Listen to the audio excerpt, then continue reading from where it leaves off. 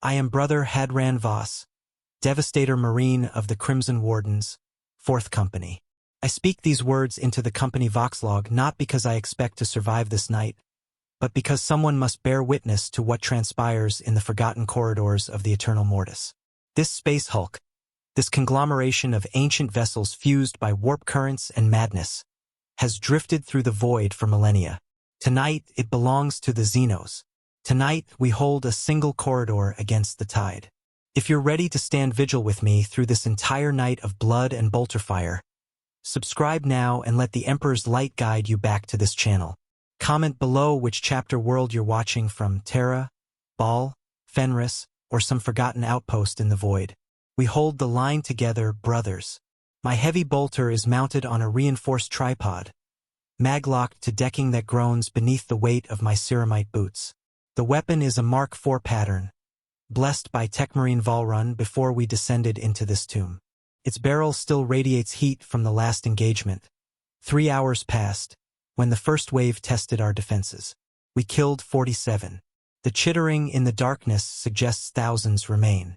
Brother Kelvin stands 15 meters to my left, his plasma cannon humming with barely contained fury. The weapon casts his faceplate in sickly blue luminescence, transforming the Death's Head imagery of our chapter into something more spectral than martial. To my right, Brother Thorn maintains position with his multi-melta, the weapon's targeting array painting crimson geometries across bulkheads covered in biological residue. We are 3 points of devastation arranged in overlapping fields of fire. We are the bulwark against which the alien tide must break. The corridor stretches 40 meters before us, terminating in a T-junction where the darkness becomes absolute. Our Auspex systems penetrate perhaps 20 meters into that blackness before the Hulk's corrupted machine spirits and twisted metallurgy render all augury meaningless. We fight half-blind in a realm that defies Imperial comprehension. The Eternal Mortis is composed of 17 distinct vessel signatures, some dating back to the Great Crusade. Genestealers have turned its labyrinthine passages into a breeding ground, a nursery for horrors that wait in patient hunger. I check my ammunition counter. 4,000 rounds remain in linked belts, coiled in the reinforced hopper mounted to my power armor's waist assembly. My secondary magazines contain 3,000 more. It will not be enough. Mathematics and experience inform this certainty with equal weight. We are not here to win. We are here to delay. Somewhere behind us, deeper in the Hulk's infested heart, Assault Sergeant Korvax leads a kill team toward the Generatorium complex. Their mission: plant melta charges sufficient to crack the Hulk's spine and scatter its mass across the void. Our mission: ensure nothing follows them back. We are the rearguard. We are expendable in service of the greater objective. Brother Kelvin voxes across our tactical channel. Movement, junction, thermal signatures, Emperor's throne. There must be 50 of them. I pivot the heavy bolter's traverse, tracking right to cover the approach vector. My helmet's autosenses amplify the darkness, rendering shadows in grainy green phosphorescence. Shapes resolve from the blackness, hunched, multi-limbed silhouettes that move with unnatural fluidity. Pure strains, the original infection vectors, undiluted by human genetic contamination. They are larger than men, faster than baseline human reflex can track, and driven by a hive-mind intelligence that transforms individual beasts into components of a greater predatory calculus. Hold fire, I command. Let them close to 30 meters. Concentrated volleys on my mark. The creatures advance with terrible patience. They do not charge blindly. They flow along walls and ceiling, distributing themselves across every surface to minimize our killing efficiency. Some hang inverted from corroded support beams. Others crawl along the floor with their bodies pressed low, presenting minimal target profiles. They have learned.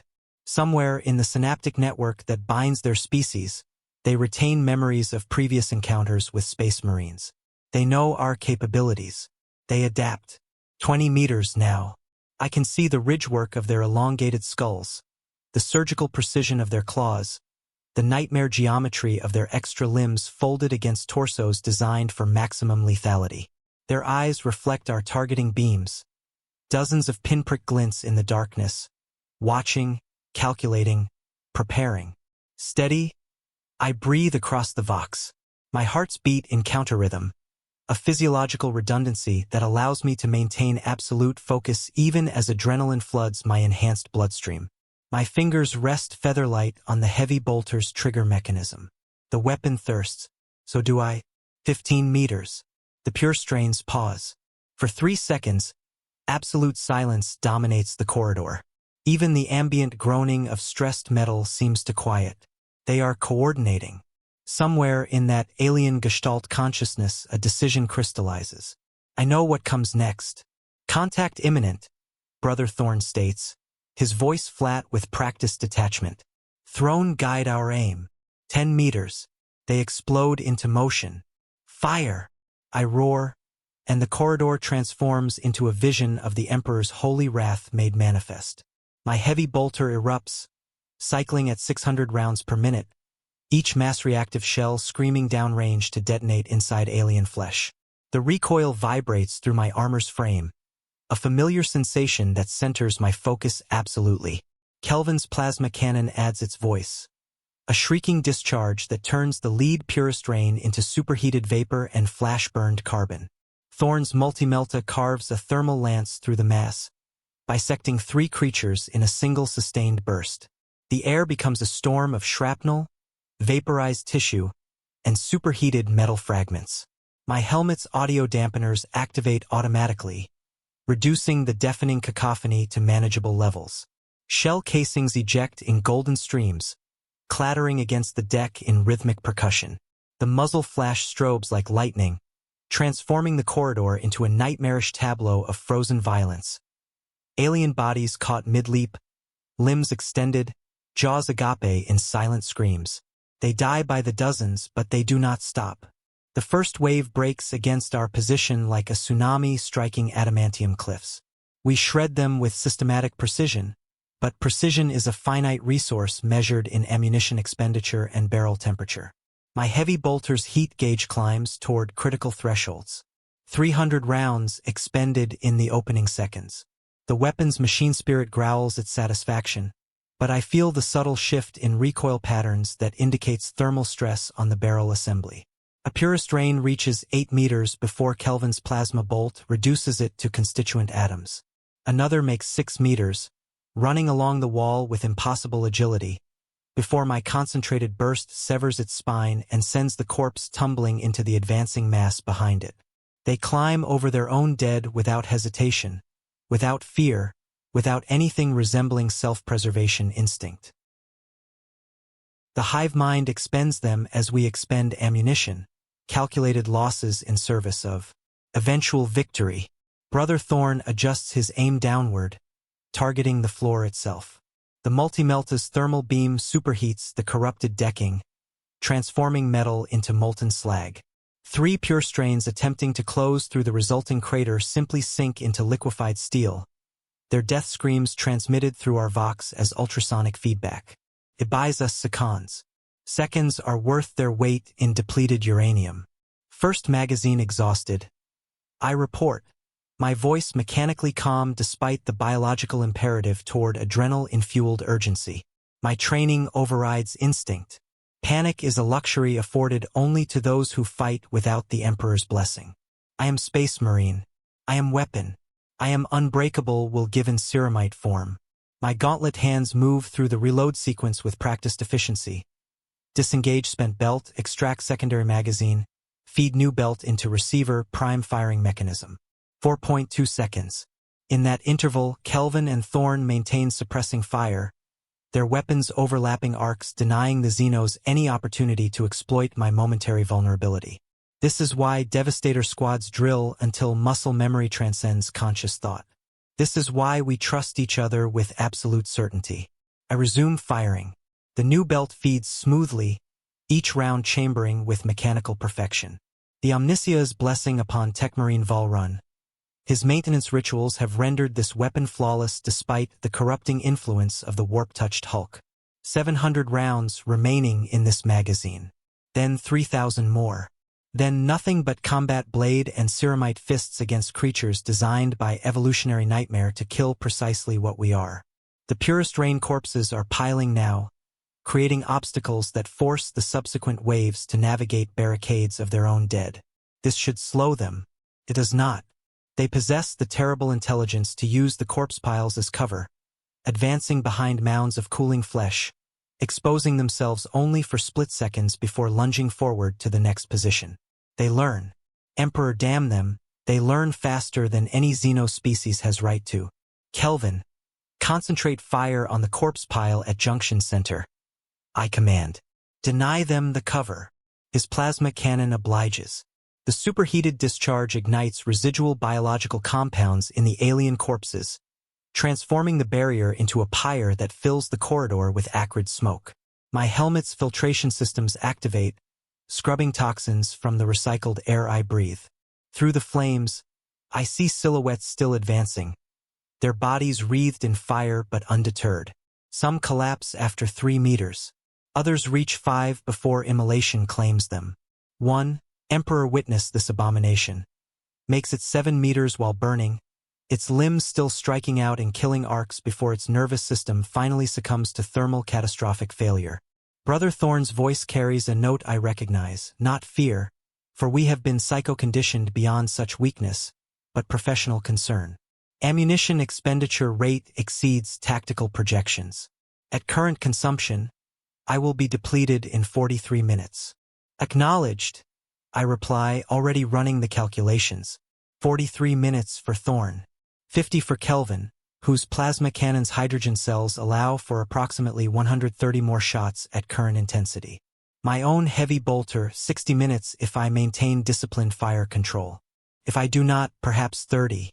Assault Sergeant Korvax requires minimum 2 hours to reach the generatorium, plant charges, and return to the extraction point. We knew the mathematics when we accepted this deployment. Mathematics have not changed. We simply confront them now with the immediacy of dwindling ammunition counters and advancing Xenos. We hold, I state simply, because there exists no alternative worthy of consideration.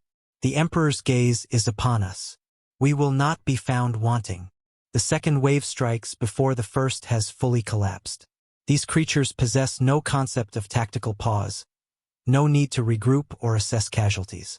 They are components of a singular will that perceives our defense as merely temporary obstacle requiring sufficient biomass to overcome. They are not wrong. They are simply operating on timescales we must deny them. I adjust my fire pattern, switching from sustained bursts to controlled 3-round sequences. Each trigger pull must count. Each shell must find flesh. Waste is heresy when brothers depend on ammunition conservation. The heavy bolter responds to my refined technique, its barrel temperature stabilizing as I reduce cyclic rate. Still lethal. Still devastating. Simply economical. A purest rain breaks through Kelvin's firing lane, moving with such speed that it appears as blur even to my enhanced perception. It reaches 12 meters before I track it, 10 meters before I fire, 8 meters before the mass-reactive shells detonate inside its thoracic cavity. The creature's momentum carries its corpse forward another 3 meters before sliding to rest 5 meters from our position. Too close. Far too close. They're probing, Brother Thorn observes. Testing our reaction time. He speaks truth. The hive mind thinks. It experiments. It sacrifices individual organisms to gather data that informs subsequent assault waves. Every purest rain we kill teaches the collective how we fight, where we aim, how quickly we acquire targets. They are learning our patterns even as we slaughter them by the hundreds. I must become unpredictable. I must transcend pattern. I am Space Marine. I am capable of operational flexibility that no Xeno's genetic programming can anticipate. The third wave emerges from the darkness, and I am ready. For hours into the vigil, and the corridor has transformed into a charnel house that would break the sanity of lesser men. The purest rain corpses are layered 3 deep in places, their alien biology leaking fluids that corrode the deck plating with acidic persistence. My armor's boots squelch through the biomass with each subtle weight shift, and the stench, even filtered through ceramite seals, carries the acrid signature of Xeno's death. Brother Kelvin has expended 63 plasma cells. His weapon requires increasing cooldown intervals between shots, the overheating warnings flashing amber across our shared tactical display. Brother Thorn's multimelta remains operational, but has consumed 47% of its hydrogen fuel. My own heavy bolter has cycled through 2,800 rounds. The barrel glows dull red despite the cooling sleeves, visible even in the darkness when I cease fire for momentary respite. We are bleeding ammunition the way a mortal bleeds from arterial wounds. Catastrophically, despite all efforts at conservation. Voss, Kelvin voxes, his tone carrying the weight of unspoken calculations. At current attrition rate, I have 31 minutes of combat effectiveness remaining. I do not respond immediately. There is nothing to say that changes mathematics. Instead, I focus on the darkness before us, watching for the inevitable next wave. They come now in intervals: 12 minutes, then 8, then 15. The hive mind varies its timing to prevent us from establishing predictable rest cycles. It understands psychology as well as biology. It is winning. We hold, I finally reply, because Space Marines do not surrender positions. We hold or we die holding. There exists no third option in the Imperial lexicon. Brother Thorn shifts his stance, adjusting the multimeltas mounting to compensate for deck instability. The eternal mortis groans constantly, its fused superstructure stressed by conflicting gravitational fields and the residual warp corruption that permeates its every rivet. Sometimes I hear sounds that have no physical source, distant screaming or laughter, or the whisper of voices speaking languages that predate human civilization. The Hulk is not merely infested with Xenos. It is haunted by the accumulated trauma of centuries adrift in the Imperium. Contact, Brother Thorn states flatly. Multiple signatures. Junction approach and... He pauses. Above us. Sealing maintenance ducts. I pivot immediately, angling the heavy bolters traverse upward. My helmet's autosenses penetrate the gloom, revealing access panels in the corridor's ceiling, each 3 meters square, designed for maintenance servitors during whatever era these vessels sailed under Imperial colors. The panels are displaced now, hanging by single hinges or torn completely free. From the openings I perceive movement, clustered shapes, eyes reflecting our targeting beams. They have adapted again. They come now from multiple vectors simultaneously. Overlapping fields. I command. Kelvin, maintain ground coverage. Thorn, support my ceiling sweep. Fire on my mark. The pure strains drop from above like a nightmare of chitin and claws made manifest. They fall in controlled descents, their extra limbs catching on support beams to control velocity, transforming what should be lethal drops into tactical insertions behind our firing line. The hive mind has studied our position and identified the fatal weakness of static defense. We excel at frontal engagement but struggle with three-dimensional assault. I fire upward. The heavy bolters recoil, now fighting gravity's assistance rather than benefiting from it. The weapon climbs despite my ceramite grip's compensatory strength. Mass-reactive shells detonate against the ceiling, shredding alien bodies mid-descent and showering us with gore that spatters across our armor in biological rain. Brother Thorn's multimelta carves thermal lances through the access ducts themselves, superheating metal until structural failure causes entire sections to collapse, crushing the pure strains attempting to emerge. But they are already among us. A purest rain lands 3 meters behind my position, its claws sparking against deck, plating as it absorbs the impact and transitions immediately into attack posture. I cannot pivot the heavy bolter quickly enough. The weapon is designed for sustained fire against mass targets, not close-quarters response. The creature lunges. Brother Kelvin's plasma bolt takes it mid-leap, superheating the Xenos into expanding vapor that washes over my armor in a wave of scorching heat. My suit's temperature regulators spike to maximum, venting excess thermal energy through back-mounted radiators. I do not pause to acknowledge the save. Kelvin expects no thanks for performing his tactical function. We are components of a unified defensive system. Gratitude is redundant. I return my attention upward, tracking another 3 pure strains descending from the maintenance ducts. The heavy bolter speaks its litany of destruction. Short, controlled bursts that shred alien flesh and send bodies tumbling lifelessly to the deck. One survives long enough to reach the floor, its thorax torn open but its limbs still functional. It scuttles toward Brother Thorn with horrifying speed. Thorn does not flinch. At 2 meters distance, he draws his combat blade, a weapon forged on Mars, blessed by the chapter's chaplains, inscribed with litanies of hatred against the Xenos.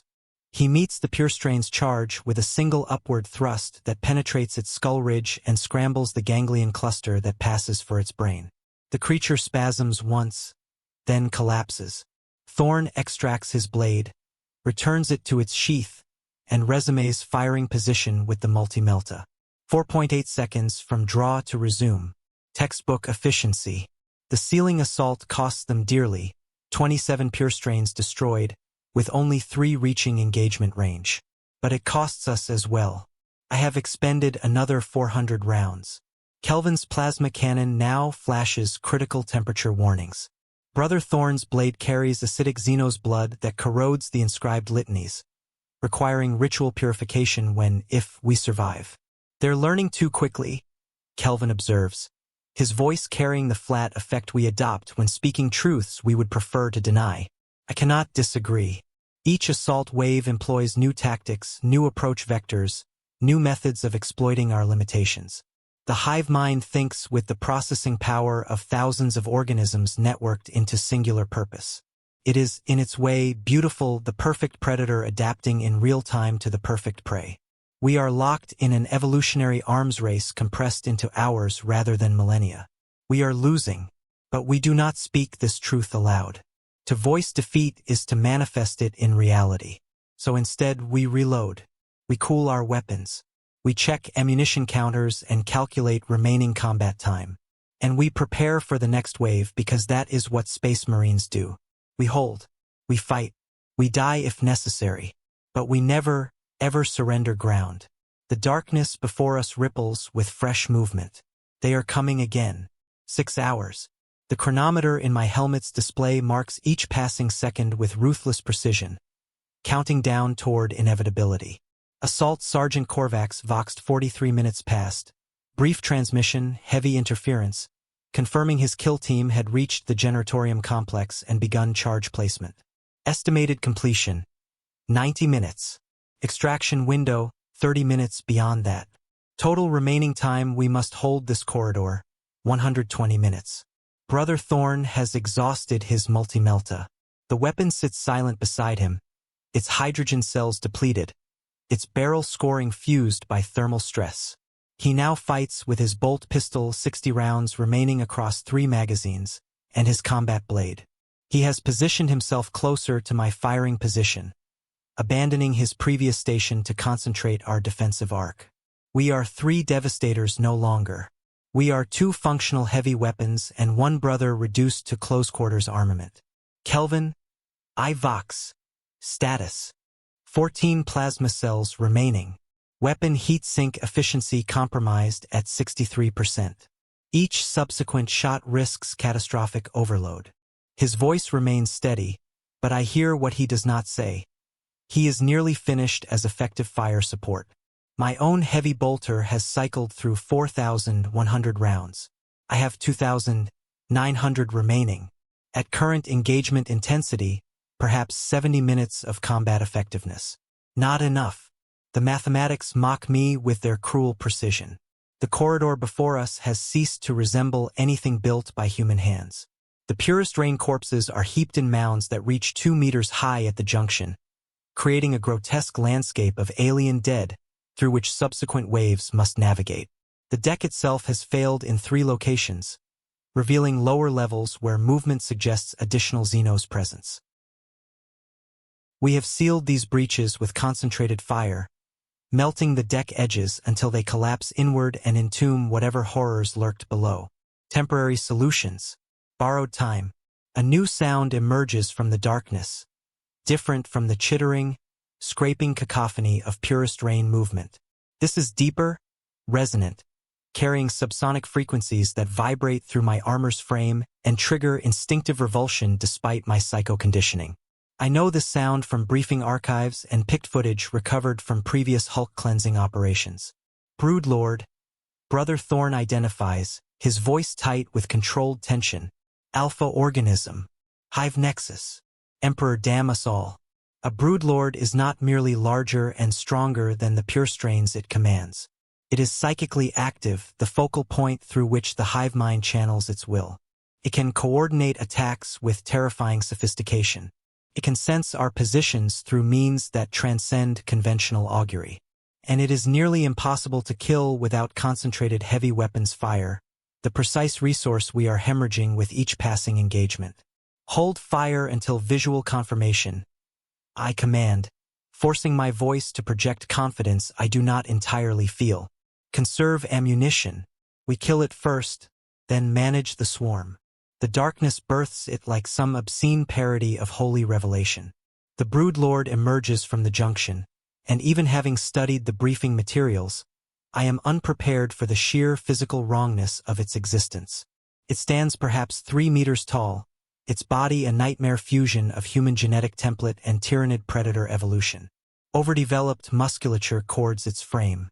For arms, 2 primary, 2 secondary, end in claws that gleam like surgical instruments. Its skull is elongated, ridged with biological armor, and the eyes, Emperor preserve us, the eyes contain intelligence. Not animal cunning, not instinct, intelligence. It looks at us, and I feel its regard like pressure against my mind. It knows what we are. It understands our purpose. And it recognizes that we are already defeated, we simply have not finished dying yet. Fire, I state simply, and pour 400 rounds into the creature's center mass. The broodlord moves. Not quickly, impossibly. It exists in one position, then another with no perceivable transition between states. My mass-reactive shells detonate against stone decking and bulkhead where it stood microseconds prior. Brother Kelvin's plasma bolt scorches past its flank, missing by centimeters as it weaves through our overlapping fields of fire with preternatural grace. It closes 20 meters before I successfully track its movement, 15 meters before Kelvin's next shot catches its shoulder and vaporizes a fist-sized chunk of alien flesh. The creature does not slow. 10 meters and Brother Thorn opens fire with his bolt pistol, each shot placed with precision that would shame dedicated marksmen.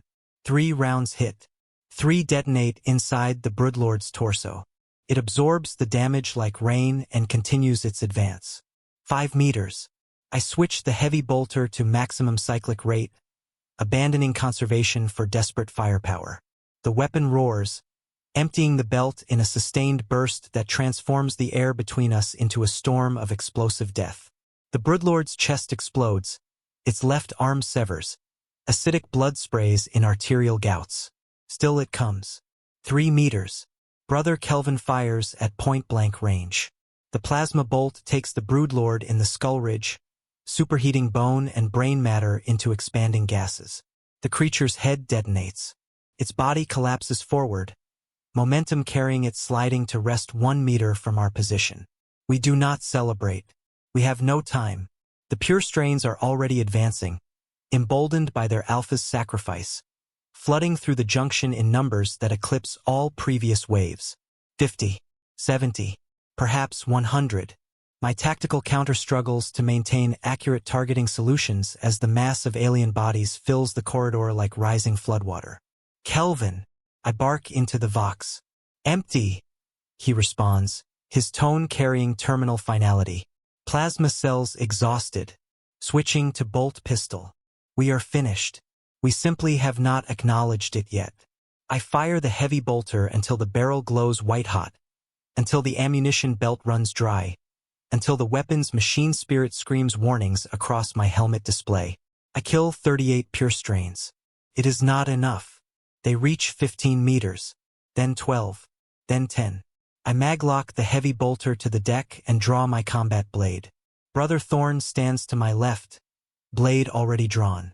Brother Kelvin positions to my right, bolt pistol raised in two-handed grip. We form a line, 3 space marines against the tide. For the Emperor, I state because in the end, there are no other words. For the Emperor, my brother's echo. The pure strains strike our position like an avalanche of claws and chitin and hunger made flesh. Brother Kelvin dies first. A pure strain takes him from the left flank, its claws punching through a weak point in his armor's waist seal, the narrow gap where plasteel plate meets flexible joint cabling. The creature's talons penetrate deep, shearing through the fused ribcage implanted during his ascension, piercing both hearts simultaneously.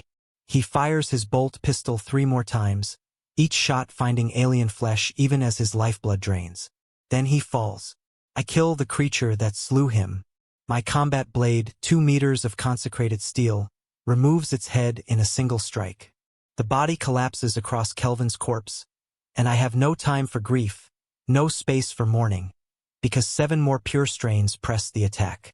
Brother Thorn fights 3 meters to my left, his blade a blur of controlled violence. He has abandoned conventional sword forms in favor of pure efficiency. Short, brutal cuts that sever limbs and open throats with economic precision. A purist Rain attempts to grapple him. He reverses his grip and drives the blade downward through its skull. Another lunges from above. He sidesteps and bisects it mid-air. He is magnificent. He is also bleeding from a dozen wounds where alien claws have found gaps in his armor. My own blade work is less elegant but equally effective. I utilize my heavy bolter's tripod-mounted frame as obstacle, forcing the pure strains to navigate around the weapon while I strike from behind its cover. A creature attempts to vault the bolter.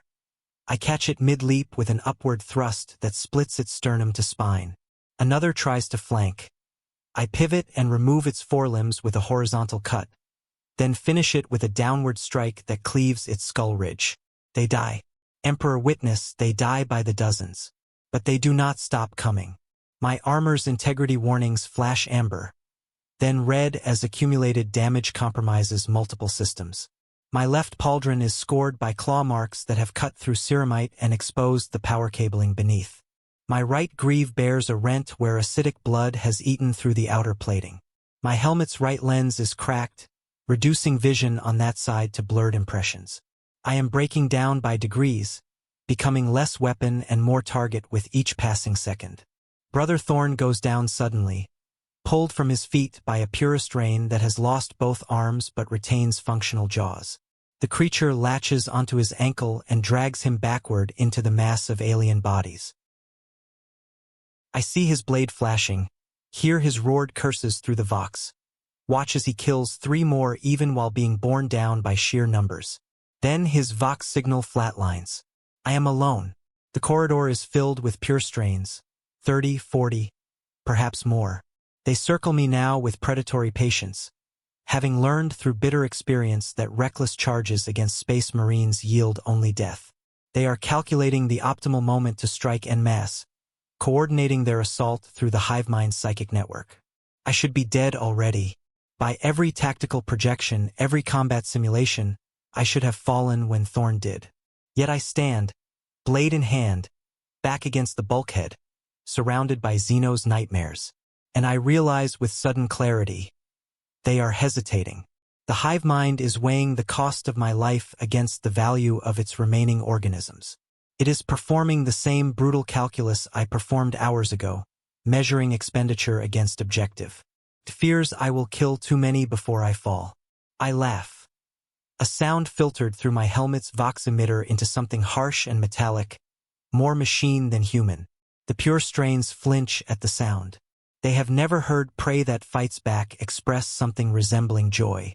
Come then, I call out, knowing they cannot understand Gothic but trusting the hive mind's intelligence to parse my intent.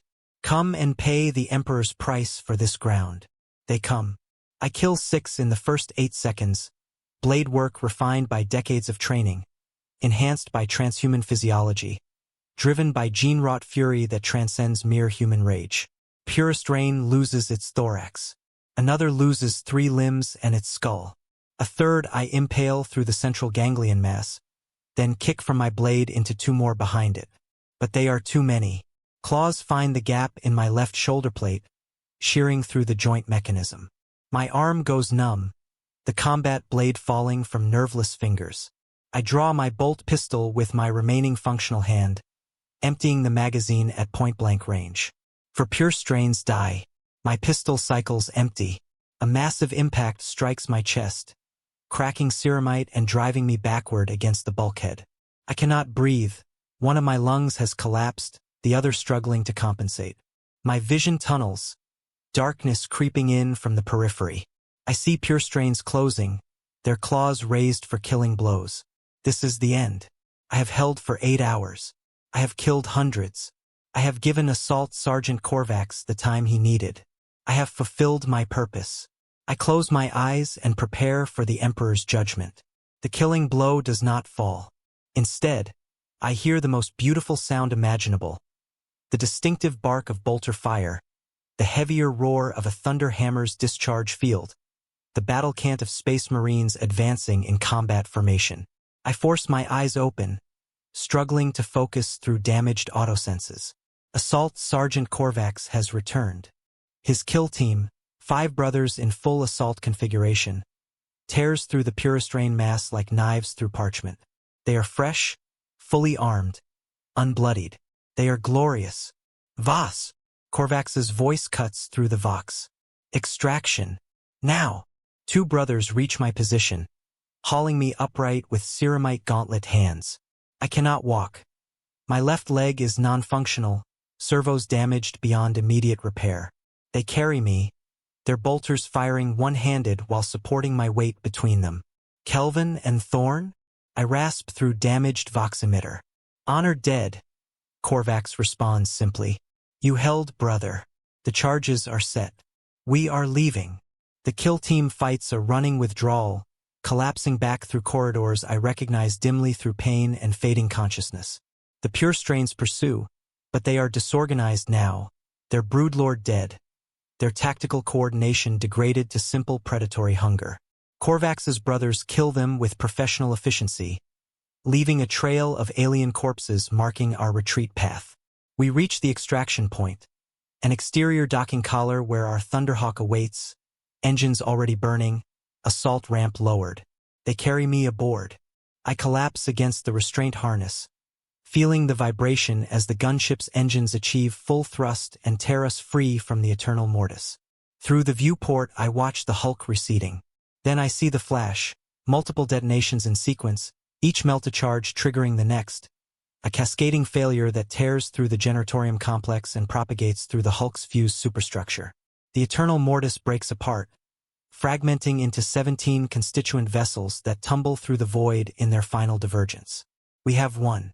I have survived. I do not feel victorious. The Thunderhawk's troop compartment smells of sacred incense, weapons lubricant, and the acrid tang of my own damaged armor venting atmospheric contaminants. I remain locked in the restraint harness, unable to move even if I wish to. Apothecary Valen works on my wounds with the efficient detachment his calling demands, injecting synthetic blood replacement, sealing breaches in my armor, administering combat stimulants to keep my damaged body functional until we reach the strike cruiser Eternal Vigil and its proper Medicae facilities. Assault Sergeant Korvax stands before me, his helmet removed, revealing a face marked by service scars and gene-wrought nobility.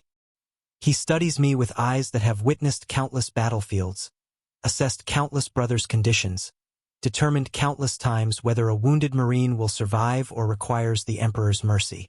You held for 8 hours and 47 minutes, he states. Tactical projections estimated you would be overrun within 5. You exceeded expectations by 74%. I attempt to respond, but my vox emitter is too damaged. Only static emerges. Apothecary Valen notices, produces a portable vox unit, and attaches it to my armor's auxiliary port. My voice emerges from the external speaker, hollow, mechanical, barely recognizable. Brothers Kelvin and Thorn exceeded expectations. I manage. I merely outlived them. Korvax's expression does not change. You honor them with your survival. You carry their witness. When the chapter chronicles record this engagement, your words will ensure their sacrifice is remembered accurately. I have not considered this. In the desperate mathematics of holding the corridor, in the ammunition counts and tactical projections, I never paused to think beyond immediate survival. But Korvax speaks truth. I am now the sole witness to how Kelvin and Thorn fought, how they died, what their final moments contained. I am the keeper of their story. This is responsibility heavier than any ammunition load. Kelvin expended 138 plasma cells before his weapon failed. I begin, forcing my damaged mind to recall specifics through the fog of pain and stimulants.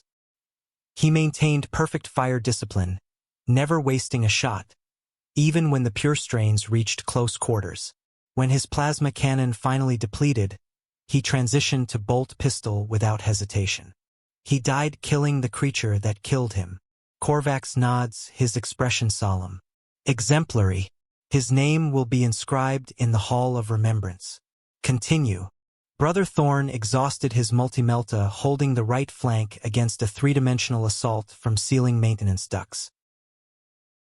When his primary weapon failed, he fought with bolt pistol and blade, killing 17 more pure strains in close combat before being overwhelmed. He died cursing the Xenos, his blade still striking even as they dragged him down. Also exemplary, Korvax's voice carries a note of satisfaction. The fourth company has been well served by these brothers. Their gene seed will be recovered. Apothecary Valen answers without pausing in his ministrations to my wounds. Negative. The Hulk's destruction was total. Molecular dispersal across 3 cubic kilometers of void. Gene seed irrecoverable. This is the final tragedy, that Kelvin and Thorn's genetic legacy. The precious gene seed that could have created new brothers to replace them, has been atomized along with their bodies. The chapter is diminished not merely by 2 deaths but by all the future brothers who will never be created from their lineage. Then we honor them with remembrance, Korvax states simply. And with victory. Brother Voss, understand this. The Eternal Mortis contained estimated genestealer population of 4,000 organisms. We have eliminated a significant Xenos threat to this sector. Your vigil, your brother's sacrifice, achieved strategic value far exceeding 3 lives. I know he speaks truth. I understand the mathematics. 3 Space Marines versus 4,000 genestealers represents acceptable exchange ratio by any tactical assessment. The Imperium functions on such calculations, measuring worth in lives expended versus objectives achieved. We are currency in the Emperor's eternal war, to be spent where spending yields maximum return. But I do not feel like currency. I feel like a brother who watched his squad die because I could not kill quickly enough, could not hold efficiently enough, could not be the perfect weapon our training promised we would become.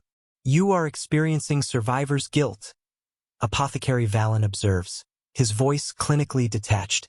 A common psychological response to asymmetric casualty rates among squad-level units. It is illogical but predictable.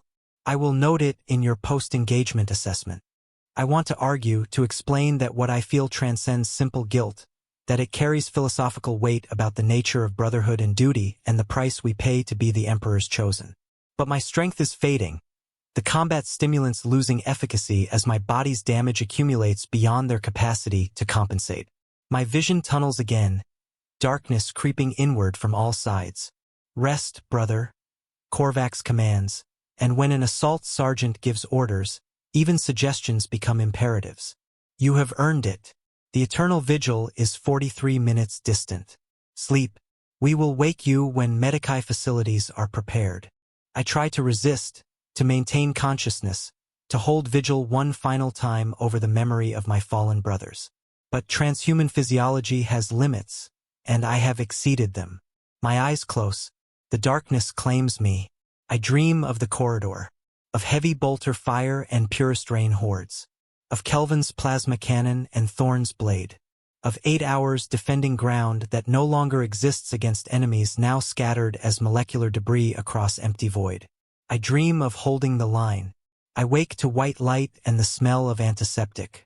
My body is numb, not from damage but from the cocktail of analgesics and neural suppressors flowing through the intravenous lines penetrating my flesh. I am in the eternal vigil's Medici sanctum, surrounded by humming diagnostic equipment and the quiet activity of chapter serfs performing their sacred duty of healing the Emperor's warriors. Apothecary Valen stands over me, his augmetic eye glowing with soft red luminescence as it scans my vital signs through means invisible to baseline perception. He notices my consciousness returning and nods with satisfaction. Your survival demonstrates exceptional genetic resilience, he states. his voice carrying the professional appreciation of a craftsman assessing quality materials. Collapsed lung, severed tendons in the left shoulder, fractured ceramite fusion ribs, compromised lymphatic systems, and acute toxin exposure from Xeno's blood contamination. Lesser specimens would have expired despite intervention. You will recover. I attempt to speak, find my throat raw and unresponsive. Valen anticipates this, providing a misting apparatus that introduces moisture and medicinal compounds directly to my damaged vocal cords. After 3 inhalations, I can manage words. How long? 17 hours since extraction. You have been unconscious for surgical reconstruction of your shoulder joint assembly and installation of temporary pulmonary support systems. He gestures to my chest, where I can now feel the subtle pressure of external augmetics assisting my damaged lung. Full combat readiness. Estimated 43 days, pending organ regeneration and physical therapy compliance. 43 days. 6 weeks of weakness while my body laboriously repairs transhuman flesh using accelerated healing factors that would seem miraculous to baseline humans but represent simple biological function for space marines. 6 weeks of being less than the weapon I am meant to be. Kelvin and Thorn. I begin, needing to know the answer even though I witnessed their deaths. Status confirmed? Honored dead. Valen replies, repeating Korvax's words. Chapter Chaplain Mordecai has been informed. Rites of remembrance will be conducted at mission cycle's end, 17 days hence. You are expected to provide witness testimony regarding their final actions. This is my duty now, to stand before the chapter, before the assembled brothers, and speak the truth of how Kelvin and Thorn spent their lives in the Emperor's service. To ensure their story becomes part of the chapter's living memory, recorded in the archives, preserved against the inevitable entropy that claims all things not actively maintained. A new voice enters the conversation. Deeper, carrying authority that requires no augmentation to convey power. Brother Voss, you return to us. I turn my head, the movement sending pain signals through damaged nerve clusters despite the suppressors. Captain Hadrian Kane enters the Medici sanctum, his ceremonial cloak draped over armor still bearing the scorch marks of recent combat. He is 4th Company's master, the commander to whom my squad swears absolute loyalty, the tactician who deployed us to the Eternal Mortis knowing full well the mathematics of survival. Captain, I acknowledge, attempting to rise from the Medici slab. My body refuses, muscles unresponsive beyond basic respiratory function. Remain still, Kane commands, his tone brooking no debate. You have earned rest, Devastator. I come bearing the chapter's gratitude and my personal commendation for exceptional performance under conditions that exceeded all tactical parameters. He produces a data slate, its screen displaying text I recognize as official chapter documentation. He reads aloud, his voice transforming the words into something approaching liturgy. Brother Hadran Voss, Devastator Marine, 4th Company, is hereby commended for actions during the cleansing operation designated Mortis 77. Through demonstrated skill, unyielding will, and absolute commitment to duty, Brother Voss maintained defensive position for 8 hours and 47 minutes against overwhelming Xeno's force, eliminating an estimated 673 hostile organisms and enabling successful completion of primary mission objective. His actions exemplify the chapter's values and bring honor to the gene line of our Primarch. So witnessed, Captain Hadrian Kane, 4th Company Commander. 673 confirmed kills. The number seems abstract, disconnected from the reality of 8 hours pulling a heavy bolter's trigger, watching alien bodies explode, feeling ammunition counters tick downward toward inevitable zero. I killed 673 pure strains, and it was not enough to save my brothers. I hold you in highest regard, Voss. Kane continues, his formal tone softening slightly. But I must also provide difficult truth. Your squad, Devastator Squad Voss, no longer maintains operational status. With Kelvin and Thorn deceased and your recovery period extending 43 days, the squad is temporarily dissolved. Upon your return to combat readiness, you will be reassigned to Devastator Squad Torn as replacement for Brother Marek, who ascended to Assault Marine training 2 weeks past. Squad dissolution. The final death of the unit I commanded for 7 years. Kelvin, Thorn, and I had fought together since our ascension from Scout Company, our combat efficiency refined through dozens of engagements, our tactical coordination approaching the telepathic. Now that brotherhood is severed, and I will be integrated into a new squad with new brothers, new patterns, new rhythms. This is the Adeptus Astartes way. We do not cling to past configurations, do not allow sentiment to compromise operational flexibility. Squads are dissolved and reformed as tactical requirements dictate. But knowing this provides no comfort. I understand, Captain, I respond, because understanding is all that is required. Kane studies me with eyes that have assessed countless brothers across decades of command. You bear the weight, Voss. I see it. The survivor's burden. Why did I live when they died? You will carry this question for years, perhaps centuries if you survive that long. I offer no platitudes about Emperor's will or greater purpose. I offer only this: honor their memory by becoming the weapon they died protecting. Every Xenos you kill from this day forward, you kill also in their names. This is how we endure. He speaks truth that cuts deeper than any purest rain claw. I will carry Kelvin and Thorn with me, not as grief, not as guilt, but as obligation. Their deaths purchased my survival. I must make that purchase worth its cost. I will honor them. I state simply, the words becoming vow. Good. Kane nods once, then turns to depart. At the sanctum's entrance, he pauses. Rest well, brother. The Imperium yet requires your service, and I prefer my Devastators functional rather than merely alive. He leaves. The sanctum returns to its previous quiet, filled only with the humming of medical equipment and my own labored breathing. Apothecary Valen continues his work, checking readings, adjusting drip rates, ensuring my body progresses along the optimal healing pathway. I close my eyes and see the corridor again. But this time, in memory, I am not alone. Kelvin stands to my left, plasma cannon steady. Thorn holds the right flank, multi-melta tracking targets with mechanical precision. We are Devastator Squad Voss, and we hold the line against darkness. We will always hold the line. 47 days after the Eternal Mortis engagement, I stand in the Eternal Vigil's Chapel of Honored Dead, my armor freshly sanctified, my body restored to full combat function. The Medici Serfs and Apothecary Valen performed their duties with sacred precision. My shoulder joint operates at 100% efficiency, my regenerated lung tissue shows no impairment, and even the minor nerve damage has resolved through combination of transhuman healing and targeted augmetic enhancement. Physically, I am whole. Spiritually, I remain incomplete. The chapel is constructed from hull metal taken from ships our chapter has served aboard across 10 millennia of continuous operation. Every bulkhead plate carries history, laser scoring from ancient void battles, plasma burns from boarding actions, impact craters from weapons whose patterns no longer exist in Imperial arsenals. To stand in this space is to stand among the accumulated witness of our chapter's entire existence. 300 brothers fill the chapel, arranged in company formations. Fourth company occupies the forward sections, closest to the altar where chapter chaplain Mordecai presides in his Death's Head helm and midnight black armor. The other companies stand in order of precedence, their presence transforming the chamber into a living representation of our chapter's strength. Upon the altar rest 2 helms, Brother Kelvin's and Brother Thorn's, recovered from our personal effects since their bodies were atomized with the Hulk. The helms are pristine, freshly consecrated, their Death's Head faceplates staring with empty eye lenses toward the assembled brothers. Between them burns a single candle, its flame representing the Emperor's eternal light.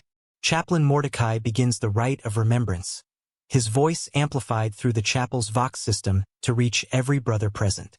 We gather to honor brothers Kelvin Thrace and Thorn Valderic, Devastator Marines of 4th Company, who gave their lives in service to the Emperor's will during the cleansing of the Space Hulk Eternal Mortis.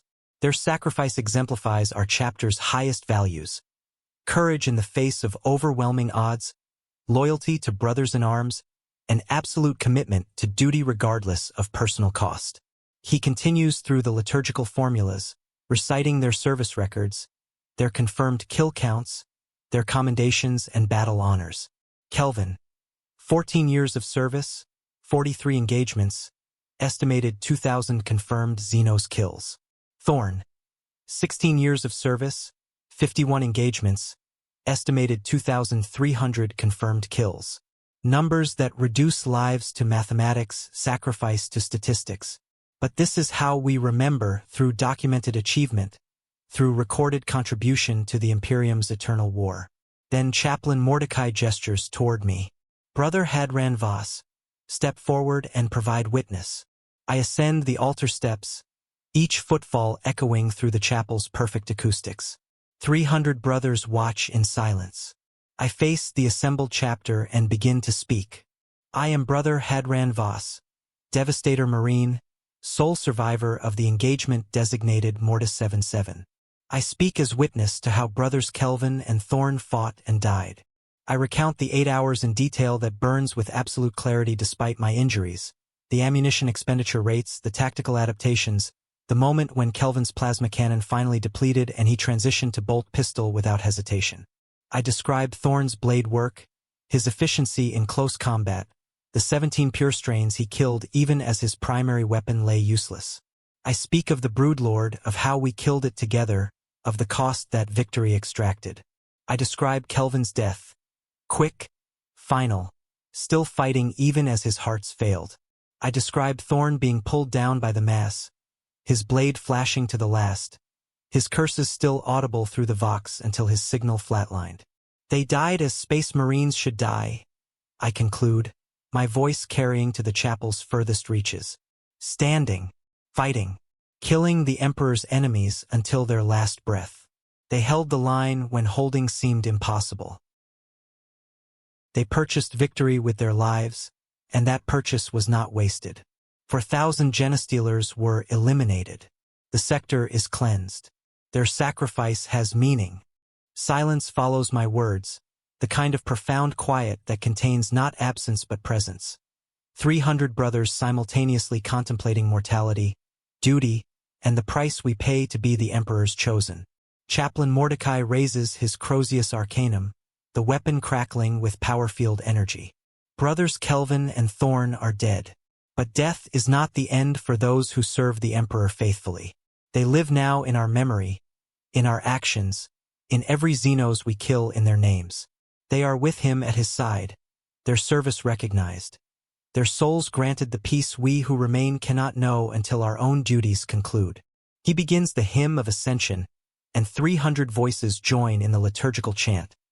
Deep, resonant, transforming the chapel into a space that seems to transcend mere physical dimension. I add my voice to the chorus, feeling the words resonate in my chest, in my bones, in the gene-wrought foundations of what I am. The hymn concludes. Chaplain Mordecai extinguishes the candle with ritualistic precision. Go forth, brothers. Honor their memory through service. The Emperor watches. He judges. He demands nothing less than everything.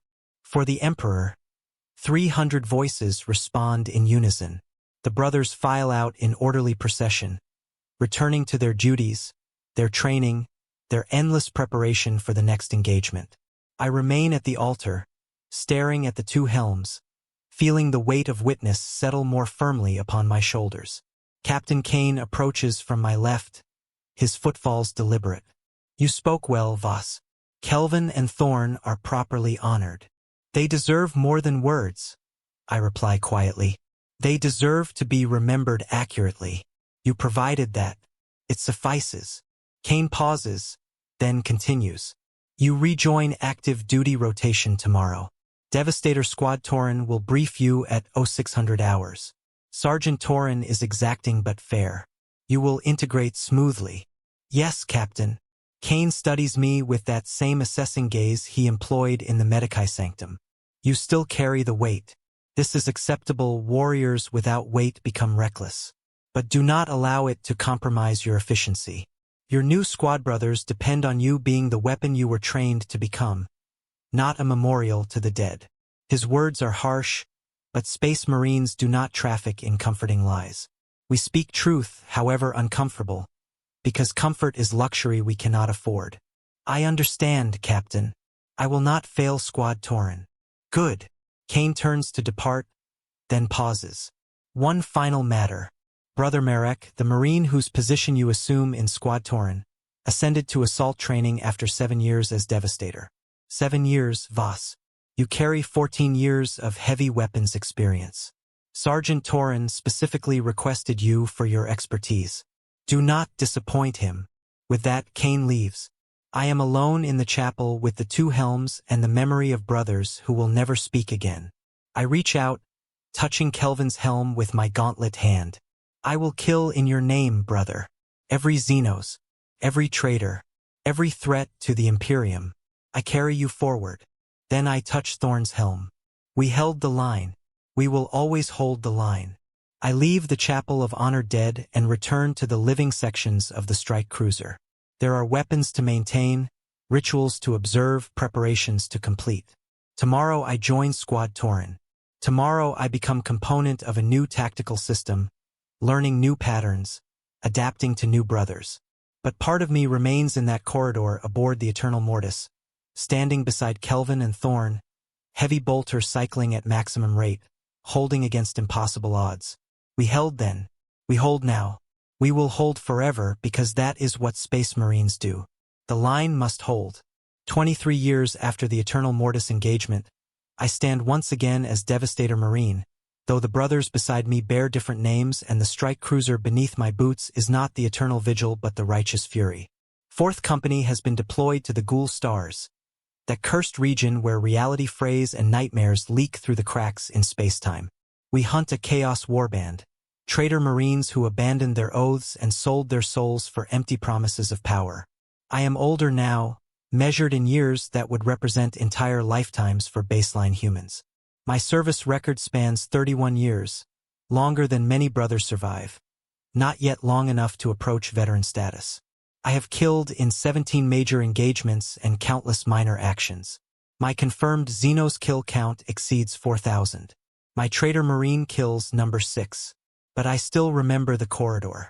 I still see Kelvin and Thorn in the moments before sleep claims me. I still carry them. My heavy bolter is mounted on reinforced tripod, maglock to deck plating that vibrates with the Righteous Fury's transit through the warp. Beside me stands Brother Varric, a plasma gunner of exceptional skill. To my right, Brother Hess maintains position with missile launcher, his targeting solutions already calculated for the void combat we expect upon translation to real space. We are Devastator Squad Torin, and Sergeant Torin is the most demanding taskmaster I have served under. He demands perfection, accepts nothing less, and has built his squad into perhaps the most lethal heavy weapons formation in 4th Company. I have been his specialist heavy bolter operator for 23 years.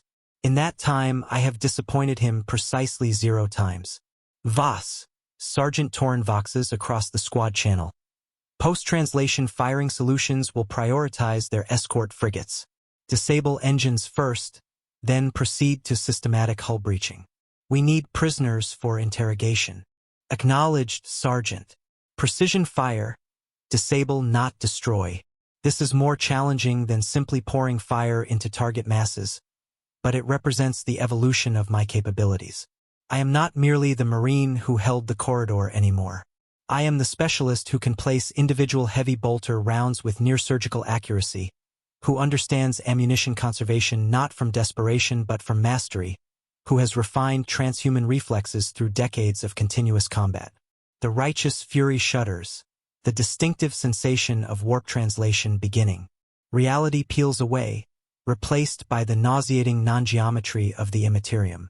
Geller fields strain to maintain the bubble of sanity that prevents demons from manifesting within the ship's hull.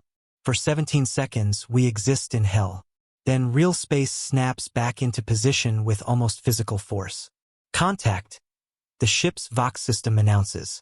3 frigate-class vessels, bearing 270, range 80,000 kilometers. Configuration matches Chaos Warband designated Red Corsairs. They are launching strike craft. Sergeant Torin's voice cuts through the tactical chatter. Devastators, to your positions. Fire when targets enter effective range. I am already in position, have been for the past 40 minutes, anticipating this exact situation. My heavy bolter is aimed through an armored firing port, its traversal and elevation servos slaved to the ship's targeting cogitator. When the escort frigates close to effective range, I will not need to calculate trajectories, the machine spirit will guide my fire. But I will still pull the trigger. That remains human prerogative, the sacred choice that separates Space Marine from automated weapon system. We choose to kill. We accept responsibility for every death we deliver. The frigate-class vessels maneuver, attempting to bracket the righteous fury in overlapping firing arcs. Our ship is larger, more heavily armed, but we are outnumbered and facing foes who abandoned honor for tactical flexibility. They will use every coward's trick, every forbidden stratagem. Entering range, the cogitator intones. Solution locked. Fire authorization granted. I fire. The heavy bolter speaks its familiar litany. The cyclic roar, the vibration transmitted through ceramite, the streaming ejection of spent casings. Each round travels across void at velocities that bend conventional ballistics, guided by the cogitator's micro-adjustments, striking with precision that transforms saturation fire into surgical strikes. My shells impact the lead frigate's engine assembly, each detonation calculated to disable rather than destroy. 27 rounds, 17 seconds of sustained fire. The frigate's engines flare, sputter, die. The vessel begins tumbling through void, its momentum now uncontrolled, no longer capable of coordinated maneuver. Target 1 disabled. I report. Transitioning to Target 2. Brother Varric's plasma cannon adds its voice, superheating the second frigate's armor plating until structural failure creates cascading system failures. Brother Hess launches Croc missiles that punch through weakened sections and detonate inside the vessel's critical systems. Squad Tauren operates with efficiency that would make Kelvin and Thorn proud. We are the Emperor's instruments, and we play our deadly song with perfect harmony. The engagement lasts 43 minutes. When silence returns, 3 Chaos frigates drift powerless through void, their crews either dead or desperately attempting damage control. The Righteous Fury deploys boarding parties, assault marines and tactical squads who will sweep the vessels, execute the traitors, and capture any who possess intelligence value. We Devastators remain at our stations, heavy weapons still trained on the disabled vessels, ready to resume fire if any threat manifests. This is our purpose. We do not storm corridors or engage in glorious close combat. We hold positions. We provide overwhelming firepower. We are the foundation upon which assaults are built. Hours later, after the boarding actions conclude and the captured traitors are secured in the Righteous Fury's detention cells, Sergeant Tauren conducts post-engagement assessment. Squad Tauren assembles in the armory, our weapons laid out for maintenance, our armor showing minimal damage from the void combat. Exemplary performance, Tauren states simply. Voss, your precision fire disabled Target 1 with 0 collateral damage to sections we needed intact for intelligence gathering. Exactly as required. Thank you, Sergeant. Do not thank me for acknowledging competence. You performed as expected. He pauses, then adds something uncharacteristic. You have served Squad Tauren for 23 years, Voss. In that time, you have never failed an objective, never wasted ammunition, never compromised the squad's tactical integrity. You are exemplar of what Devastator Marines should be. Coming from Sergeant Tauren, these words represent the highest commendation possible. He does not offer praise lightly or frequently. I bow my head in acknowledgement. That night, in my personal quarters aboard the Righteous Fury, I perform my private ritual. I kneel before a small shrine, unofficial, tolerated but not formally sanctioned, where I have placed 2 items. The first is a purity seal taken from my armor after the Eternal Mortis engagement, its wax seal stamped with 4th Company's icon. The second is a data slate containing the audio recording of my testimony from the rites of remembrance. I activate the slate and listen to my own voice describing how Kelvin and Thorn fought and died. I have listened to this recording thousands of times across 23 years. I will listen thousands more times in the decades to come. I carry you forward, brothers. I say quietly, knowing they cannot hear, saying it anyway because some truths require vocalization. Every Xenos I kill in your names. Every objective I achieve honoring your sacrifice. The line holds because you held it first. The slate continues playing. I close my eyes and see the corridor. Not as nightmare but as sacred memory. The place where I learned what it means to be Space Marine. To stand when standing seems impossible. To fight when defeat appears certain. To hold the line because the line must be held. I am Brother Hadran Voss, Devastator Marine, 4th Company. I have served 31 years. I have killed in the Emperor's name across 17 major engagements. I have watched brothers die and carried their memory forward. I am not the warrior I was aboard the Eternal Mortis. I am better. Refined by decades of combat. Tempered by loss. Strengthened by purpose. Kelvin and Thorn died so that I could become this weapon. I will not dishonor their sacrifice by being anything less than perfect. The Emperor watches. He judges. He demands everything. And I give it, every day, every engagement, every pulled trigger. For Kelvin. For Thorn. For the Imperium. For humanity. The vigil is eternal. The line must hold.